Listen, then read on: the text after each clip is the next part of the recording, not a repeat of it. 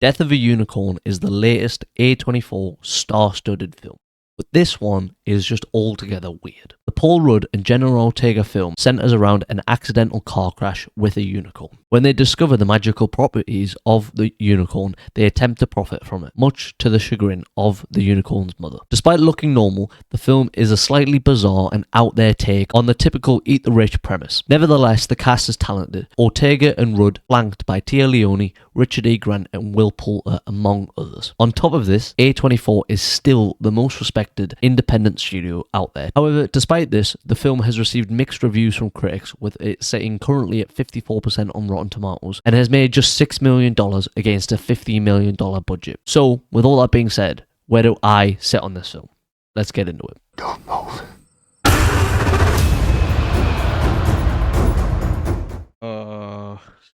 What the fuck am I going to say about this film? This film is not fucking good. Oh, this film is really fucking bad.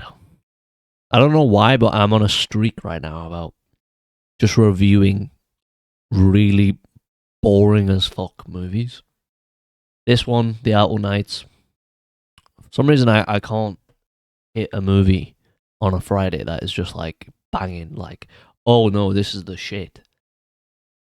For whatever reason, I seem to just keep picking films that, like this one, might even have a decent concept, a decent premise. But for whatever reason, they're just, the most boring piece of shit possible. I'm probably not even going to cut much of this, to be honest with you. Because I want it left in here that I just think that this film is such a wasted premise. How do you take the idea of a unicorn, possibly the most well-known mythical creature of all time? You make a film centered around the idea of a unicorn being found in modern contemporary society, and then it accidentally dies. Rich people use that to expand their own wealth and power, rather than make that into sort of a slasher horror comedy that features some light criticism. You make it this dull, boring attempt at a socially aware and social commentary piece that actually doesn't say much about anything, because even the characters that you're meant to root for in some sense are painfully boring, are painfully bland, and are actually downright annoying, to the point where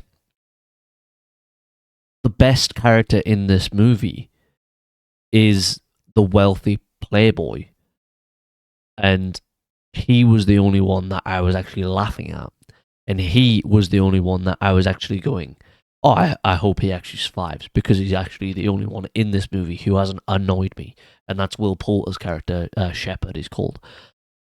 Whereas Jenna Ortega's character and Paul Rudd's character, I can't even remember their names. I literally saw this film today, and usually I like to wait a bit. I like to record the next day after I've seen a film, so that I can, sleep on it, collect my thoughts. Maybe I've eased up on the film, or I've gotten a lot worse on my opinion on it. With this film, I've actually not done that at all. I'm basically just going straight into this because I feel so strongly about this film being such a waste of a good concept, and yet I feel so strongly about it, and yet I can't remember some of these characters' names because they're so dull. And so the characters that you're meant to root for is Ortega's character, it's Rudd's character, and yet the only one that I wanted to survive was the, playboy millionaire who's a bit of a dickhead, but ultimately, does he really do that much wrong? other than he's greedy, he wants money, he wants power, but he isn't, actually willing to do any of the work for it. He's just grew up with a silver spoon in his mouth and expects everything brought to him. But he's funny in a sort of dim-witted way that Will Poulter plays so exceptionally, in films like Where the Millers and now this. And then you've got Paul Rudd's character, who I view Paul Rudd as being one of those actors who is just hell-bent on playing as many apathetic, pathetic, boring, bland, milquetoast, white male characters as he possibly can. And there was a point in this film where I was watching it and I was like, do you not get sick of playing the same kind of character? And this is the same as when I reviewed The Electric State last week, 2 weeks ago. And I had the same sort of opinion on Chris Pratt, where I was like, my fucking guy, please come up with something else. It's the same character every time. And with this character, I almost feel like it's the same as Paul Rudd in that first Ant-Man film, where his daughter hates him, or not hates him, but like, he's a loser who can't provide for his kid, and he's down on his luck, and he just happens to come across the Ant-Man sort of suit, and he's the worst superhero by a mile in Captain America: Civil War. He's kind of pointless. He's worse than Black Widow, and everyone is like thinks Black Widow is dull. So that says all you need to know about that. And he just carries that through into this movie, where I'm watching it going, my God, you're so boring, and you're such a pushover. You don't do anything. You have no backbone, and that's kind of meant to be his point, is that, by the end of the movie, he stands up for himself, he stands up for his daughter. And I was just like, what is your, like, the character in some sense is meant to be almost like Will Smith in Pursuit of Happiness, where it's like everything he does is for his daughter, and yet actually he just comes across as a bumbling idiot who seems unconvinced of himself, seems unable to actually do anything that he sets his mind to, and is just walked all over by everyone around him, including his daughter. And this will spoil the movie, but at the end of the film, Paul Rudd is killed by Will Poulter's character. And I saw it from a mile away that I was like, they're not going to keep him dead. And within 30 seconds of him dying, let's be gracious, within 2-3 minutes, him and Jenna Ortega have this touching, genuinely sincere final moment. And, you're watching it going, oh, this isn't gonna last. And then they bring him back. The unicorns, revive him. They heal him. And I'm watching it going,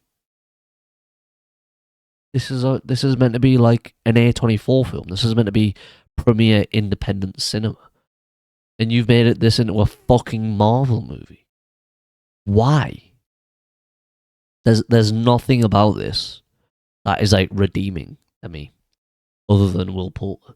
But this ending is so like cookie cutter, home entertainment, family movie that, can't be offensive, has to hit on every demographic, has to only punch up, it can't punch down at any point, and that's fine. But, at least with your ending, have a bit of backbone. And even then, it couldn't do that. And then you come on to Jenna Ortega's character, who, I'm sick of seeing Jenna Ortega in these annoying high school, late high school, early college, teenage girl roles, where she plays this character who's an outcast, But for a lot of her stuff, you know, with something like Wednesday or the Scream movies, she might be like in that archetype, but she at least will have one or two redeeming qualities about herself. But in this film, she doesn't have anything. She's actually really annoying, like genuinely annoying. And I was like, if you die, I wouldn't feel anything.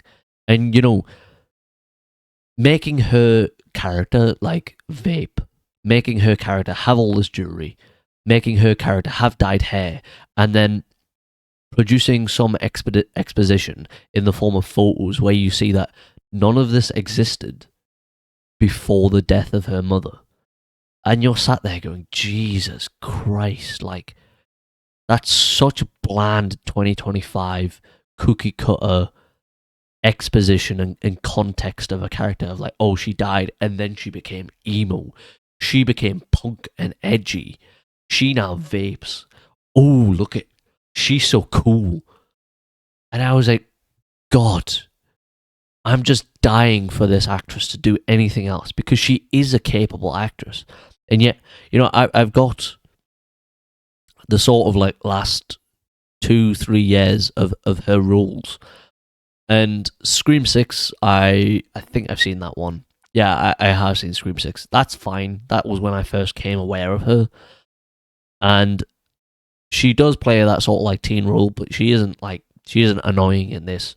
And that was early on enough that I was like, all right, that's fine. And she was, what, 2021 when she played that. So it kind of makes sense.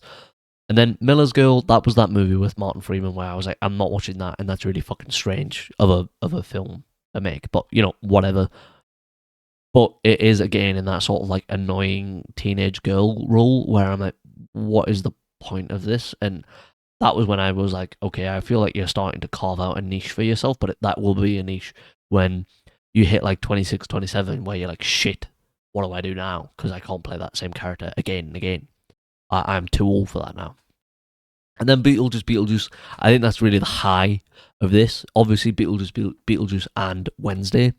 But I don't have that on this list, but I would count that as well. And that's essentially the same character, in my opinion. I think Beetlejuice is really good. I don't think she's, you know, annoying or anything. She's also definitely not the highlight of that movie for me, but she does sell it quite well. She is good in the movie. But again, I was looking at it going, okay, you've done this several times now. Like, when are you going to break out this rule? This rule. And then with this film, I'm like, okay, are we just going to keep doing this? Are we just going to keep doing this forever? Is this just going to be your life now? Are you just going to stop having a career at like 26, 27? And, you know, she's the same age as me, pretty much. She's 22, a bit younger than me.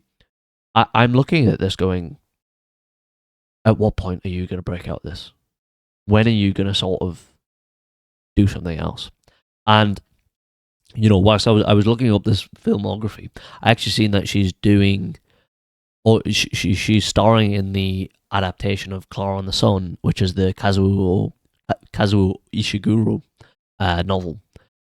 That is about, I believe it's a robot that wants to live or something like that, which is a very basic concept, but Ishiguro is such a master of English literature that, you know, I will watch that. I haven't read that book, but I will in preparation for that film. And, you know, it has Taika Waititi in the director's chair, so that is something that I would be hopeful for. And you would hope that that really sort of paves a way for her. And, you know, when you listen to someone like Winona Ryder talk about Jenna Ortega, she says this is someone who cares about the craft, who cares about film, who wants to excel even behind the camera. We've heard about that on things like the Wednesday set, where she's been apparently pushy, but then she's came out and contextualized that and said that it is just me caring about the character, it's me caring about the representation of the character and how I'm perceived in this role. And all of those things are fair. But now it's time for you to do something else. It's time for us to see you in a role that isn't this same role again and again. I don't want to see her fall into that Tom Holland sort of trap that Tom Holland can't break out of now, where we all know he's a good actor, but he's stuck in Spider-Man and he just can't seem to break out of it. Again, we're hoping that Christopher Nolan's The Odyssey will be the way out of that. But, given that he's not the main character, that does leave me somewhat iffy about it. Will he be a great supporting character? Maybe. But then, he has a Spider-Man movie coming out straight after that he's due to start filming soon. So then you really look at that and go, I'm not sure that he's ever going to break out of this. I feel like once they're done with the Spider-Man sort of his role, which might be never, but eventually you're going to be too old to do that. And then I'm going, all right, where do you go from here? And I don't want Jenna Ortega to fall into that same category. Again, both of these people are very good actors, and I'm just wondering about, okay, you're a good actor, but I need you to prove this in something else. You're making a name for yourself in the same role again and again and again. Part of that, yes, is down to her look. It's down to how she or what she's done before, and it's down to sort of, I would say, even her height and things like that, where she can't necessarily be an action hero. But okay, can you go and do, let's say, some sort of like Lady Bird style romance film? Oh, well, Lady Bird isn't a romance film, but some sort of coming of age film like that isn't necessarily in this sort of vein of a Beetlejuice or a Wednesday. Can you go and do a straight romance movie with someone like Celine Song? Can you be in an action movie? Can you prove us wrong? Can you be in something that is trailblazing, maybe? Can you be a modern female action hero that no one expects you to be? And I have these questions, and I believe that she can do some of these things, but it just feels like she currently has no interest in proving it, and I'm really confused by that based on the things that you hear about her behind the scenes. And like I said, she's just a really good actress, and I don't want to see her continuing to fall into this same sort of archetypal role again and again and again. Because, in the modern era, do we really need another wasted actor when we're struggling for stars anyways? We're struggling for big leading actors and actresses. And here's one who is good, but just keeps doing the same thing again and again. And how many more roles like that do you have in your back pocket? How many more times can you do that before audiences go, we've seen this too many times, we can't do this again? And then you're sort of scrambling, going, okay, well, what do I do now? How do I change it up? How do I, revitalize my career? And at that point, it might be too late for you. So I hope that something like Clara and the Sun is different enough that she's able to break out of that mold, but I'm not altogether confident about that. But, it remains to be seen, and I hope that for her sake, that is good. I think I've been talking about them for like 10 minutes now. But the rest of the cast, in my opinion, there just isn't very much to talk about.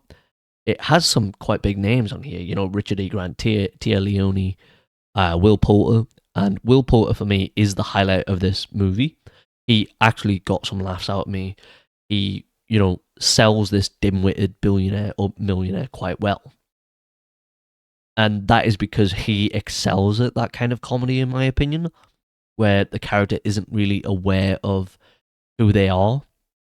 And that is, as I say, is a similar sort of role as what he played in We're the Millers 10 years ago, 10, 11 years ago. But by the end of the movie, even that wore thin, where I was like, okay, I get it. And it's not his fault. It's not even his character's fault. Because ultimately, every time he opened his mouth, I was like, all right, please make me laugh. And then by the end of the film, I was like, please, someone else, do something. Because this guy is trying to carry this entire movie, and it's not working. He's not good enough, unfortunately, for me to turn around and go, oh, this movie's actually really good. Because Will Poulter in it is really good. And That's unfortunate for him, but that's just the reality of the situation. And like I say, he's quite good, and I enjoyed him, and I think Will Poulter's a talented actor. Anyways, actually, at one point in this movie, I was wondering because I think he is British. I wonder if he would be a dark horse sort of rogue shout for James Bond. He hasn't done anything in that sort of vein yet. I think he is in that movie Warfare this year, which is obviously a lot more action based. But I was wondering about it purely because he has the look of someone that could play. He sort of fits the mold of a Daniel Craig James Bond, where you look at him and you go, oh, he's not James Bond. But then he's clearly someone who, in my opinion, cares about the craft and wants to be as good of an actor as possible, spreads himself very thin, goes for very different roles a lot of the time. I don't think he goes for a lot of big budget films. Seems to be interested in doing a lot of independent stuff, A24 stuff, Neon. And yeah, I just wonder, because he is a very talented actor, he's got the voice for it. You know, he's got that classic Queen's English British accent. And I'm not sure about the action side of it. I'm not sure if he has that sort of Keanu Reeves, Daniel Craig sort of ability. But I also wonder about, is that really what Amazon is going for? Is that something that will be the top of Amazon's list? Or are they just sort of going to try and freshen it up? And do they, in an effort to freshen it up, do they need someone who looks a bit different, who doesn't look like, let's say, a Theo James, who is much more of a traditional looking, handsome guy? Do you need someone a bit more out there in terms of their appearance? And that's not me saying anything about, oh, fucking Will Poulter, ugly fucking guy. That is me just saying he doesn't necessarily, in my opinion, fit that typical mold. And he also, quite clearly, as I'm saying from this movie, also is capable of humor and is capable of one-liners. And I'm not necessarily saying it will be a complete fit. I'm not necessarily saying it's the right fit, but I am saying it's an interesting fit. And, you know, maybe that would be something that if I was David Heyman and Amy Pascal, who's producing the new James Bond film for Amazon, it would be an actor that I would be tempted to look at and explore and see if he is interested in doing it himself. I don't think he's too old either. I think he's about 33, 34. But that's enough about him. Isn't it? I hope this is a perfect example of how boring this movie is that I've talked about 3 actors in this film, in some sense unrelated to the film itself, or nigh on 15 minutes now. And, you know, I'm just going to skip over the rest of the cast because I don't think there's anyone in here that's great or that's even that pretty good. I've seen people in reviews say that Richard E. Grant, they thought, stole the show. I don't really see that. I thought he was actually pretty poor. I don't think he does very much. I don't think he sells his character very well as this sort of greedy millionaire who's just in it for himself and, you know, actually wants to be immortal, is one of the lines in the movie. I don't think he particularly is very great. I actually think he plays that sort of character a lot better in Saltburn, where he's sort of dim-witted and unaware of his wealth and the privilege that brings him. And I hated Saltburn, but, you know, I thought he was a lot better at playing that sort of rich character in that movie than he is in this. Tia Leoni and Anthony Carrigan and Jessica Hynes, I don't have very much to say about. They didn't do very much. I thought Anthony Carrigan was fine. Tia Leoni, I really just don't know what she's doing in this movie. She doesn't express very much. She doesn't have anything in the movie that is particularly interesting. She never steals a scene, nothing like that. And then we come on to the final 2 parts of this. I'm going to sort of lump this together because the writer and the director is the same man, and that is Alex Scharfman. This is his directorial and I believe his writing debut as well. He's been a producer apparently for many years on quite a few projects. So he's not inexperienced in the industry, but he is inexperienced in the director's chair and the writer's chair. On both accounts of these things, I think it's a pretty poor first attempt. As I said at the start, I think the premise is pretty strong. You know, he clearly, if this film is anything to go by, I think he has an eye for bizarre premises, for out there premises, and I would be interested to see what he's able to do with more experience as a director, and then also what he's able to do maybe with a writing partner or a better writing partner, maybe a better producer. Someone who's able to edit down and hone in on his vision and tell him, like, maybe get rid of a lot of this stuff that is unnecessary and focus in on one sort of thematic element, that sort of thing. Because one of the main issues with this movie that I found is I actually don't know what the goal was. The film is called Death of a Unicorn, and then the movie is billed as it's sort of this monster film. It's sort of a horror film, but then there's only really one or two jump scares, and that comes at the very end of the movie, I would say, the final 20 or so minutes. It's not a horror movie. The majority of the movie is spent in daylight, and this isn't a Midsummer sort of thing.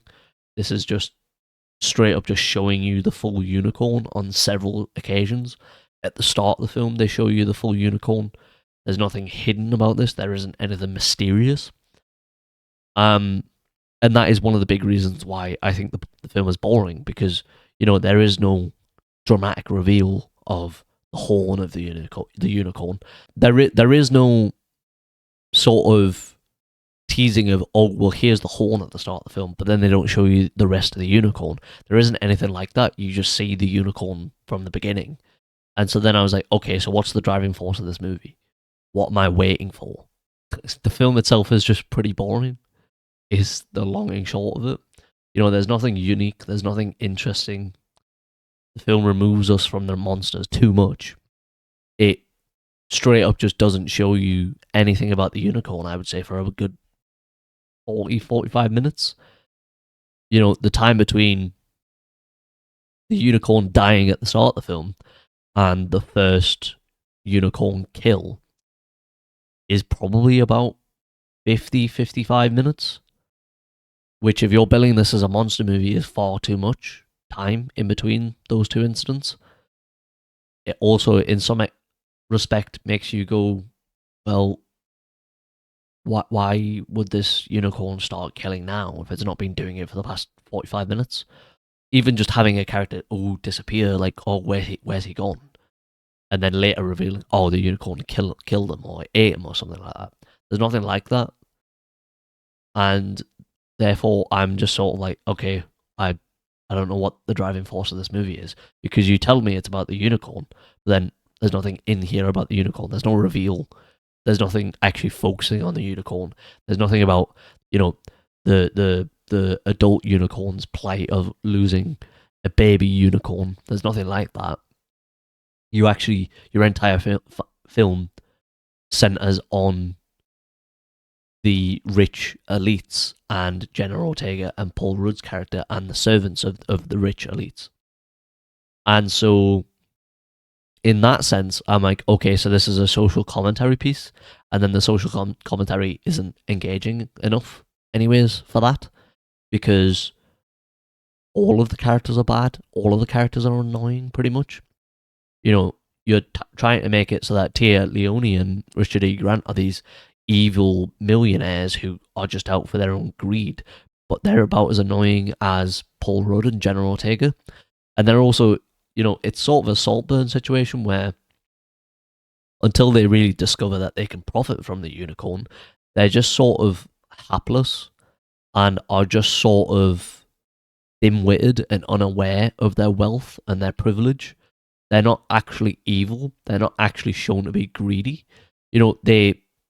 There's a scene where Tia Leoni talks about her, like, help with evacuating refugees, but then she doesn't know that if she's vaccinating or evacuating them. And then you're like, okay, well, that sort of shows what you're going for, which is that the elites don't care. They just put money into things, philanthropic things, for their own reputation. But then I'm sort of just like, okay, but that doesn't show them necessarily in a bad light. Maybe they're ignorant, yes, but that doesn't show them to be evil. That doesn't show them to be greedy. That doesn't show them in a way where I'm going, oh, I want this person dead. I don't care if this person dies. I'm going to laugh at it. And so the social commentary angle doesn't work in any sense. I struggle really with this movie to understand what the focus of it is. I don't know if it's a monster movie with light social commentary, or if this is a social commentary and in the background it's a monster movie.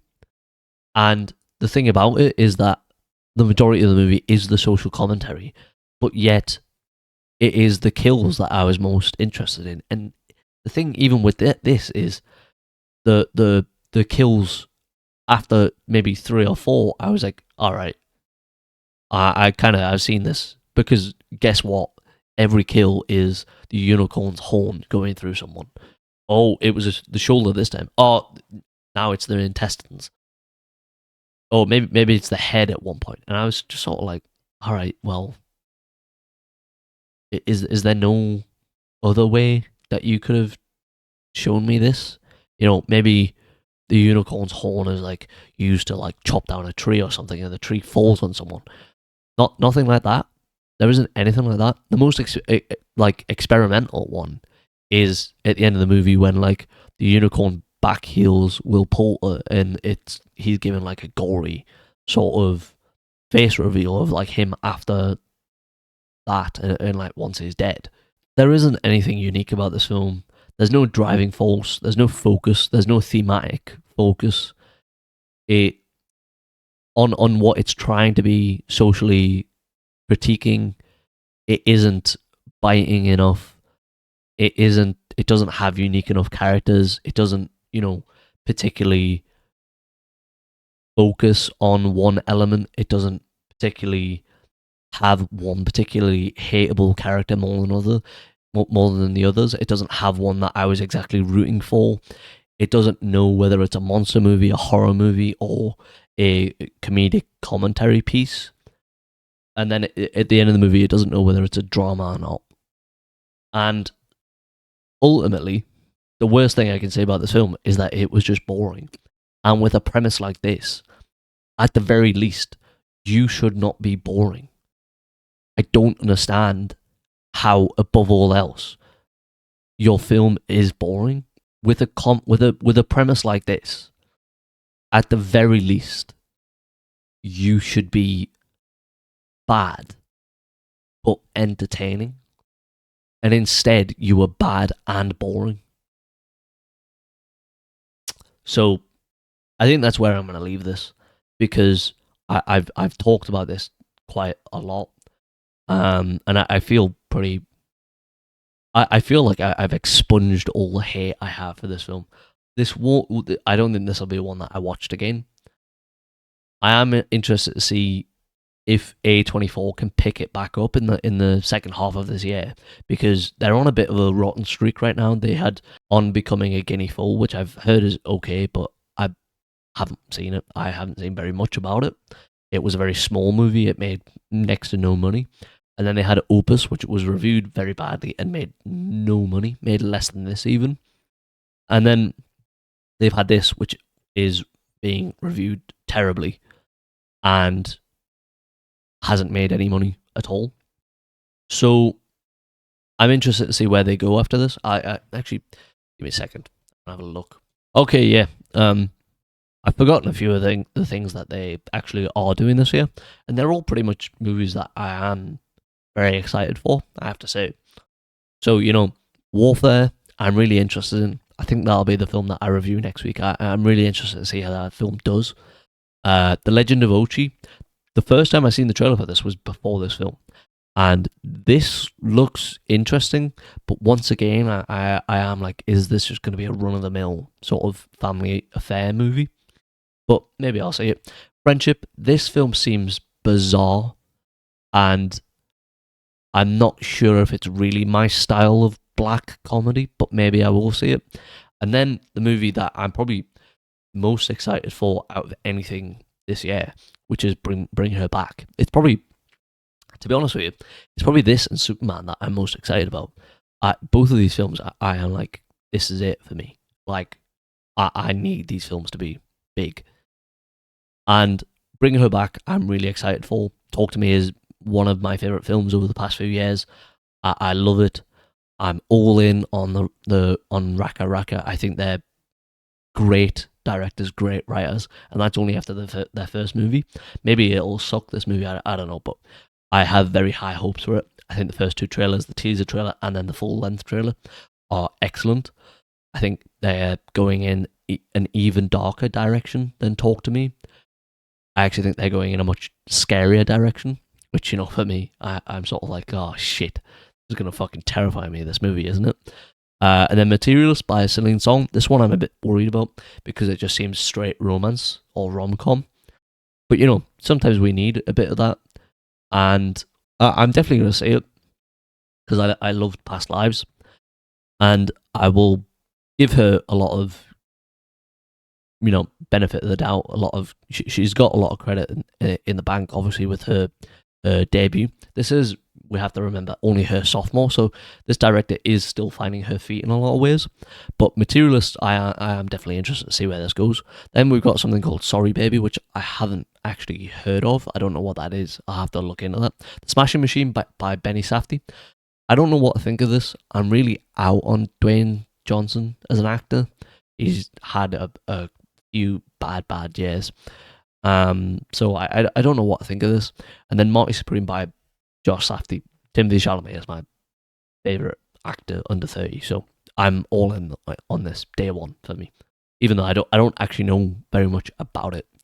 But yeah, that's it for me. We're gonna call it there. If you couldn't tell, this movie is pretty bad and is pretty boring, and that should be evident based on the fact that I've barely talked about this film. But it is what it is. Good opportunity for me to talk about some things that I've been thinking about anyways. So if you enjoyed it, like, comment, subscribe, all that crap. Thank you. Have a nice day. Bye.